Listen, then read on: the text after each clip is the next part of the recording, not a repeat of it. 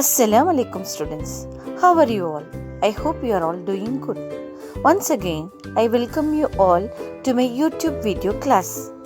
Today, we are going to learn about a new chapter, that is composition and decomposition. This is the last two algorithmic techniques. In the previous chapter, we have seen first two algorithmic techniques, that is specification and abstraction. Now, in this chapter, we are going to learn about composition and decomposition. Before get into the topic, let us see what are the things we are going to learn today. Today, we will be learning about notations for algorithms. In that, we have programming language, pseudocode and flowchart. And the second one is composition. In that, we have sequential statement, alternative statement, case analysis and iterative statement. And the third topic is decomposition. In that we have refinement and functions. Now let us see the first topic, that is notations for algorithms. What is algorithm? Algorithm is a step-by-step procedure to solve a particular problem. Here we need a notation to represent algorithms. Algorithm can be represented in three notations. So, what are all the three notations? First one is programming language, the second notation is pseudocode and the third notation is flowchart. Now, let us see the first one, that is programming language. What do you mean by programming language? The computer cannot execute the algorithm. So, to make the computer to execute, we have to write the programs. So, a programming language is a notation for expressing algorithms which is executed by computers. The second one is pseudocode. Pseudocode is a notation similar to programming languages. So, pseudocode is another notation which represents the algorithms. Algorithms expressed in pseudocode are not intended to be executed by computers, but for communication among people. So, both algorithms and pseudocode are not executed by the computers. It is only for creating a communication among people. So, computers will execute only programs. Last one is flowchart. Flowchart is a diagrammatic notation for representing algorithm. So, flowchart is a graphical or pictorial representation of an algorithm. So, while doing flowchart, it is easy to understand what are all the concepts are involved in this problem, and also very easy for the users to identify the solution to the problem. Flowchart is a diagram created by different shapes and it shows the flow of data. So, it gives the visual explanation about the algorithm here. These are the three notation for representing algorithms. Among these three notation, which alone can be executed by the computer? Only the programming language. Now, let us see what is programming language. We all know that the computer will execute based on the instruction which is given by the user. Here, the instruction means a set of commands. So, the set of instruction is nothing but program. What is a program? Program is a set of instructions given to a computer to solve a particular problem. Here, programming language is a notation for expressing algorithms so that a computer can execute the algorithm. Here, the computer cannot execute the algorithm. So, to make the computer to execute, we have to write the program. An algorithm expressed in a programming language is called a program. We have many different programming languages like C, C++, Python, etc. The programming language is formal. Programs must obey the grammar of the programming language exactly. So, all programming language has some rules and regulations. It will follow some grammar. Okay. So the programs must obey the grammar of the programming language exactly. Even punctuation symbols must be exact. For example, the languages like C, C++, we will use many punctuation symbols like dot, comma, semicolon, etc. Whereas in Python, we will use indentation. So, based on the programming languages, the programmer should follow certain rules and regulations while coding a program. If the programmer does not follow the rules and regulations, the program may not execute as desired. Then we all know that computer knows machine language. That is, computer only understand zeros and ones. But we human being knows only high level language like English language. So while we communicate with computer, we need a translator. Every programming language has translator. The work of translator is to convert high level language to machine language for understanding computer, then again to convert machine language to high level language to understand by the user. Suppose if our program has any grammatical errors, grammatical means any syntax error, this translator will not be able to do the translation. Next one is pseudocode. What is pseudocode? A pseudocode is a mix of programming language. It is not executed by the computer also. So, pseudocode is just similar to a programming language. It doesn't follow exact grammar. If it doesn't follow exact grammar or syntax means which will not be executed by the computer. So, this notation is not formal nor exact.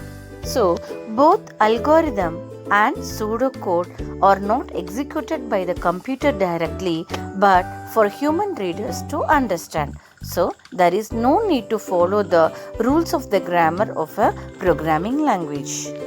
Pseudocode is the most widely used notation to represent algorithm. And the next one is flowchart. What do you mean by flowchart? Flowchart is nothing but a pictorial representation of an algorithm. So, algorithm can be expressed diagrammatically by the means of a flowchart. In flowchart, we will use many symbols like oval shape, rectangular box, parallelogram box, arrow symbols, etc. For normal execution, we will use rectangular box. Then for making decision, we will use diamond box. Then to do all that input and output, parallelogram box will be used. And arrow symbols describes how the control flows during the execution of an algorithm.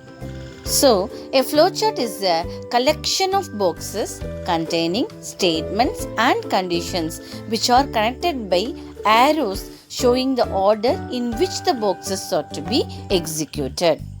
So, by seeing all these symbols, easily we can able to identify which is the input statement, output statement and execution statement. First one is rectangular box. So, when you are supposed to use a rectangular box, all the execution statement should be inside a rectangular box. For example, to do some additions and subtraction, we will use rectangular box and the arrow should shows that which box should be executed next. And the next one is diamond symbol, which is used to represent the decision making. So, to check the condition, we will use diamond symbol. A diamond box consists of two arrows. One is labeled as true and another one is labeled as false. In case if the condition is true, the true arrow points to the box to be executed next. In case if the condition is false, the false arrow points to the box to be executed next. And the third one is parallelogram boxes. Parallelogram boxes represents inputs given and outputs produced. So, to do all that input and output, parallelogram box will be used. Then the fourth one is special boxes, that is curved end rectangular box or oval shape box. It is mainly used to mark start and end. which is used to indicate the start of your flowchart and the end of your flowchart execution. Now let us see an example. This flowchart is to find the quotient and remainder of the two numbers. When do we get a quotient and remainder? When we divide two numbers only, we will get quotient and remainder. Look at the flowchart. To draw a flowchart, we have to start with oval shape. In that, we have written enter. Then the arrow is moving to the next box. Here, the arrow shows what? The next box which is to be executed. That should be shown by this arrow mark. So, this is nothing but a control flow. Next one is parallelogram box. To get the input, we will use parallelogram box. Here, A and B are two variables. So, we are going to read A and B here. And the next one is rectangular box.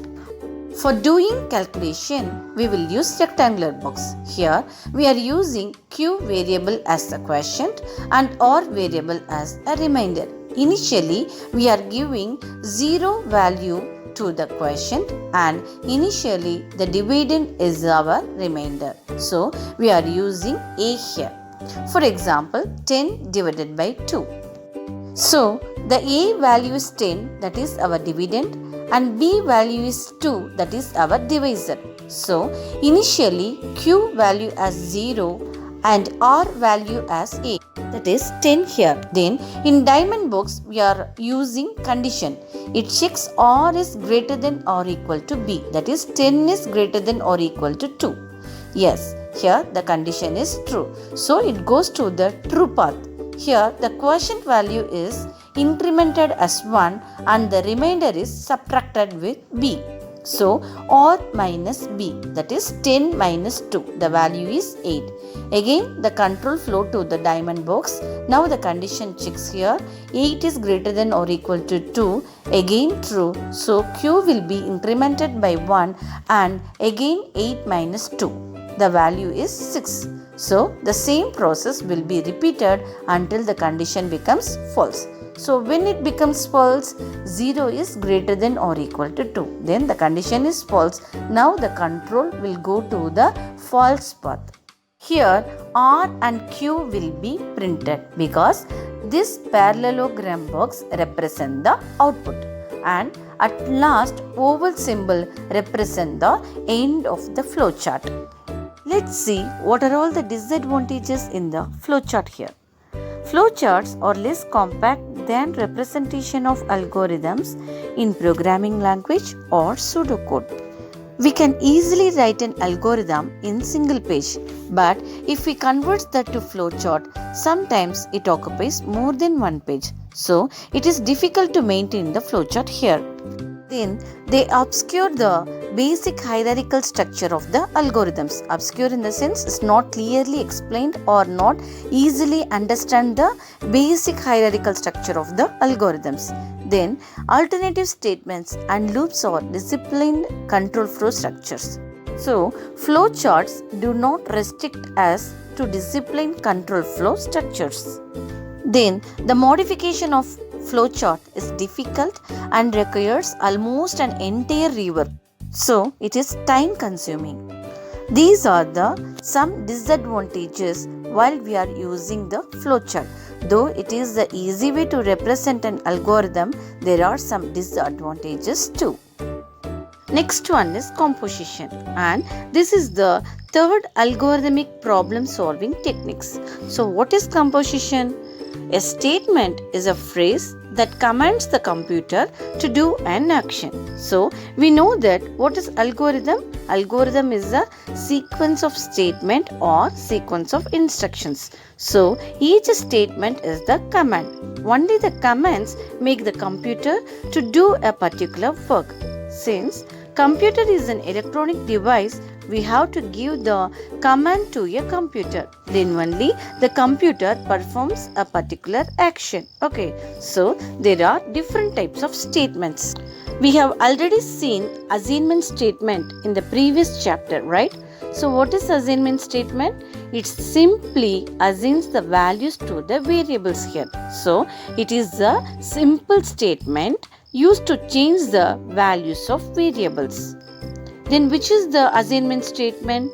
That is colon is equal to. So colon is equal to is the assignment statement. Statement may be composed of other statements leading to a hierarchical structure of algorithms. So, statements composed of other statements are known as compound statements. So, what is compound statement? Statements composed of other statements are known as compound statements. A compound statement is also called a block, which is typically appears as the body of another statement, such as alternative statement, that is if statement. This we will discuss later. Okay. Then the control flow statements are compound statement. So compound statement is otherwise known as control flow statement. They are used to alter the control flow of the process depending on the state of the process. Here, the state of the process is nothing but the values of the variables. The control flow is nothing but the order of execution of statements. There are three important control flow statements. They are sequential statement, alternative statement, and iterative statement. When a control flow statement is executed, the state of the process is tested first, and depending on the result, a statement is selected for execution. Now let us see the first statement, that is sequential statement. A sequential statement is composed of a sequence of statements. Sequence means order one by one. The statements in the sequence are executed one after another in the same order as they are written in the algorithm, and the control flow is said to be sequential. Here, the sequential means the first statement will be executed first. After the first statement, the second statement will be executed. Then the third statement will be executed. So, the statement will be executed one after the another. That order is called the sequential statement. For example, consider we have two statements, that is S1 and S2. So, how the statements will be executed? First, S1 statement will be executed. After that, S2 statement will be executed. This is called sequential statement. Just look at this sequential control flow diagram.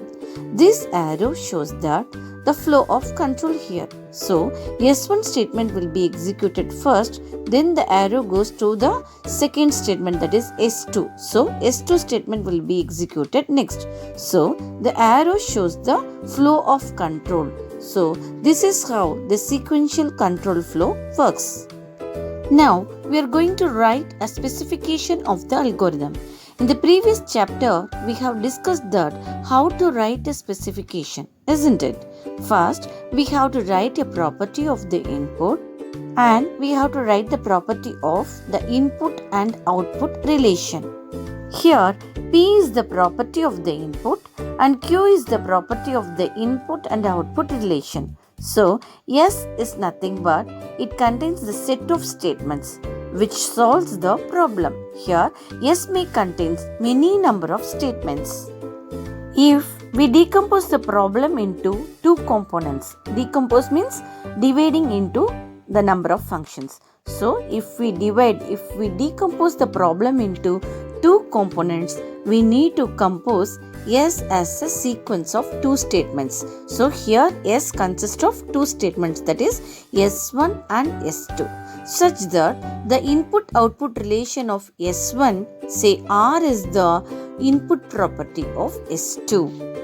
Double hyphen P. Here, P is the input property and double hyphen indicates that this line is a command line which will not be executed by the computer. This line is understandable only by the user. And S1 is the statement to solve a problem. And R is nothing but the input-output relation of S1. So, the output of S1 is R. But at the same time, R is the input of S2. So, the output of S1 is the input of S2. And if we execute S2, we will get the output Q. Here, Q is the input-output relation of S2. Once again, P is the input property of S1 and R is the input-output relation of S1. So, the output of S1 is R. Then, R will be the input of S2 and the output of S2 is Q. So, Q is the input-output relation of S2. Do you understand this?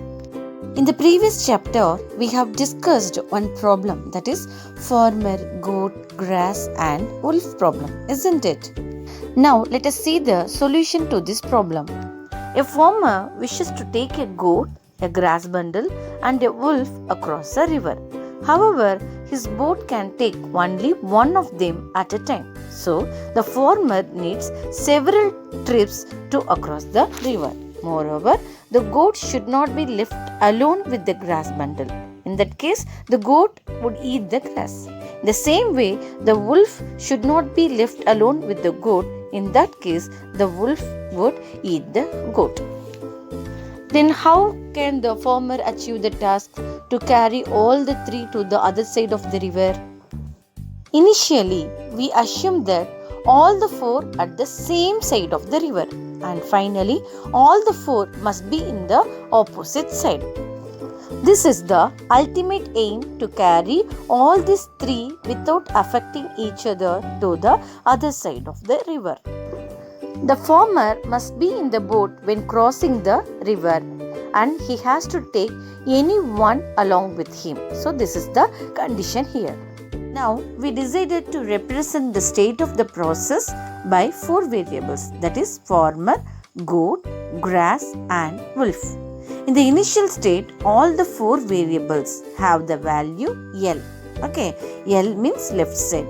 In the final state, all the four variables should have the value R.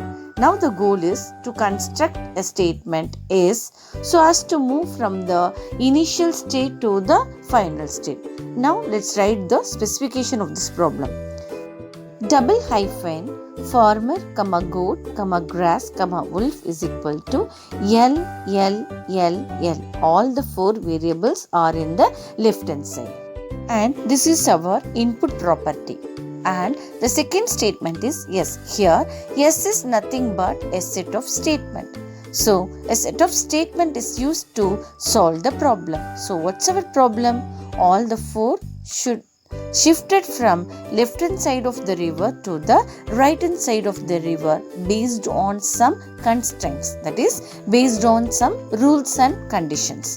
Then third statement is our output property, that is double hyphen farmer, goat, grass, wolf is equal to R, R, R, R. So all the four variables should move on to the right hand side of the river. We have to compose S as a sequence of assignment statements. So, using many assignment statement means what? Changing the value of variables. So, to use a sequence of assignment statements, we are going to change the value from L to R. So, while changing from L to R, we have to follow some rules. Let's see now. Goat and wolf have the same value, but farmer has the opposite value. Or goat and grass have the same value, but farmer has the opposite value. Subject to these constraints, a sequence of assignments and the state after each assignments are shown here. So, the goat and wolf will not be in the same side, and the goat and grass will not be in the same side. If those are on the same side, the constraints will be broken here. Now let's see how to solve this problem. First statement, hyphen hyphen farmer, goat, grass, wolf is equal to L, L, L, L. So initially all the four variables on the left hand side of the river. The second statement, farmer, goat is equal to R, R. Now we are going to change the value of the farmer and goat to R, which means they are going to cross the river from left to right side of the river. In the third statement, farmer, goat, grass, wolf is equal to RRLL. So, in the third statement, farmer and goat values are changed as RR and the remaining grass and wolf as LL. And the fourth statement, farmer is equal to L. So, the farmer left the goat at the right side and the farmer alone traveled to the left side. So, the value of the farmer is L. And the fifth statement, now the value changed as farmer L, goat R, grass L and wolf L. So we have to repeat the process. Like that, we have to follow 14 sequential specification steps to achieve the task. To transferring all the 4 from left to right. So in the 15th step, all the 4 variables will be shifted from the left hand side of the river to the right hand side of the river. So this is how we have to write the sequential statement. Next statement is alternative statement. A condition is a phrase that describes a test of the state. In alternative statement, we have one condition. So, if the condition is satisfied, some statement will be executed. Otherwise, another set of statement will be executed. For example, if C is a condition and both S1 and S2 are statements, then if C, S1, else S2. This is an alternative statement. So, C is a condition here. If the condition C is true, S1 statement will be executed. Suppose, if the condition C is false, S2 statement will be executed here. So, the control jumps to the alternative statement, that is else statement, S2. In the previous example, that is farmer goat example, the statement executed one after another. So that is sequential statement, whereas in the alternative statement, if the condition is true, true statement will be executed. Otherwise, else statement will be executed. So, the control is skipping here. While skipping, S1 statement is not executed. Then which statement will be executed here? Else statement, that is S2 statement will be executed. So, it is called as alternative statement. Now, let's see flow chart.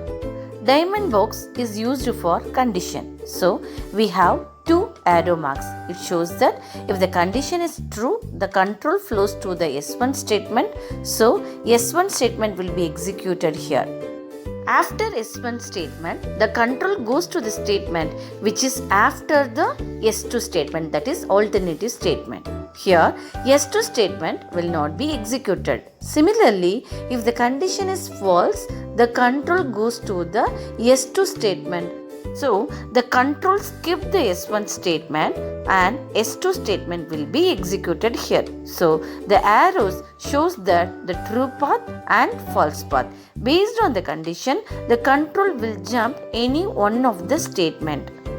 Then, after executed S1 or S2, both arrows meets the same location. So, this is how alternative statement works. Next one is conditional statement. What is the difference between conditional statement and alternative statement? In the conditional statement, we don't have else statement.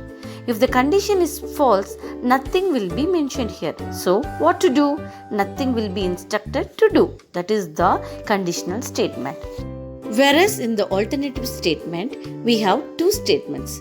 If the condition is true, a set of statement, that is S1 statement will be executed. And if the condition is false, the control jumps to the else part, that is another set of statement will be executed. But in conditional statement, the true block alone given. So, if the condition is true, the true block alone executed and do nothing if the condition is false. So, else clause is empty here. If C is a condition and S is a statement, then if C, yes. So, if the condition is true, If the C is true, some set of statement will be executed. Suppose if the condition is false, nothing will be done. So there is no else clauses mentioned here. Do you understand this? Let's see the flowchart of conditional statement. Here the diamond box indicates the condition. If the condition is true, the control flows to the statement is, that is true statement, that will be executed here. After executing some set of statement, the arrow goes below the conditional statement. So there is no false statement mentioned here. This is how conditional statement works. Let's see an example. Now we are going to write the specification of algorithm to find the minimum of two numbers. Let A arrow mark down arrow mark B. This denotes the minimum of A and B. So the specification of algorithm is minimum of A comma B. Here minimum is the name of the algorithm and A and B are two variables here. Then we have to write the input property. So double hyphen inputs colon A comma B. A and B are two variables here. Then output property, that is double hyphen outputs, result is equal to A down arrow mark B. For example, the value of A is 4 and the value of B is 2. So 4, 2, which one is lesser? B is lesser. So the value B will be stored as a result. Now see the example. Minimum of A comma B. So minimum is the name of the algorithm and A and B are two variables. Double hyphen A comma B. This is the input property. If A is less than B, for example, the value of A is 4 and the value of B is 2. So 4 is less than 2. Now we have to check the condition. 4 is less than 2, that is A is less than B. So the condition is false here. Now the control jumps to the else part. Else part result is equal to B. So the result B will be stored here. In the output property, double hyphen result is equal to A down arrow mark B. Now the value B will be stored as a result. Students, the first part of this lesson ends here. I hope you understood these topics. And the assignment of this lesson is distinguish between a condition and a statement. Draw a flowchart for alternative statement and conditional statement. And the third question is, what is the difference between an algorithm and a program? Submit your assignment on time. Thank you for watching this video. We will see you in the next video class. Assalamu alaikum.